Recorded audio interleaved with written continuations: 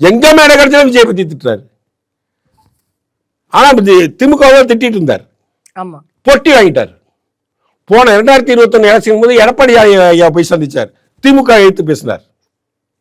இப்ப ஸ்டாலினை சந்திச்சார், இப்ப விஜய் எழுத்து பேசுறார். பொட்டி வாங்கிட்டா பேசாம இருப்பார். யாரை எதுக்குமே எதுக்க மாட்டார். யார் எதை எழுத்து பேசணும் அதை பேச மாட்டார். ஊழல் நாறிக்கிட்டு இருக்கு. ஈடி 2 லெட்டர் அனுப்பிடுச்சு. எதுக்கு எந்த முடிவும் தெரியல, அமைதியா இருக்கு. ஒரு டிஜிபி ஒரு பர்மனன்ட் டிஜிபி நியமிக்கிறதுக்கு துப்புக்கட்ட அரசாங்கமா இருக்கு.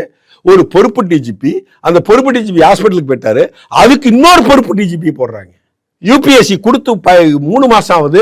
இந்த நேரில் யாரோ ஒருத்தவங்களுக்கு நீங்க டிஜிபியா போட்டுங்கன்னு அதை காலில் போட்டு மிதிக்குது தமிழக அரசாங்கம். இதெல்லாம் பேச சீமானுக்கு துப்பு இருக்கா, துணிவு இருக்கா? வாங்கின பணத்துக்கு நீ என்ன வேணாலும் பேசுவியா? பணம் வாங்கி விட்ட, அதுக்காக நீ என்ன வேணாலும் பேசுவியா? சிவன் முருகன் ஹிந்து கடவுள் இல்ல, சைவ கடவுள். முருகன் சைவ கடவுளா? அப்படியே பார்த்தாலும் கோமாரகம், சாந்தம், அப்படி கானகபத்தியம் இதை போலதானே வருது. அவர் சைவம் இல்லையா? அப்படி அந்த கிளாசிபிகேஷன்ல பார்த்தா முருகன் சைவர் இல்லையே. நீ எப்படி சைவ கடவுள்? சிவன் தானே சைவ கடவுள். சைவம் வைணவம் இது எல்லாமே உள்ளடக்கியதுதான் இந்து மதம், சனாதன தர்மம். இதை குழப்பி குழம்புன குட்டையில மீன் பிடிச்சி அதுல இருக்க மீனா வரக்கூடிய இஸ்லாமியர்கள் வாக்குகளையும் மீனா வரக்கூடிய கிறிஸ்தவ வாக்குகளையும் ஆட்டையை போடுறதுக்காக இந்துக்களை எதுக்குறாங்க.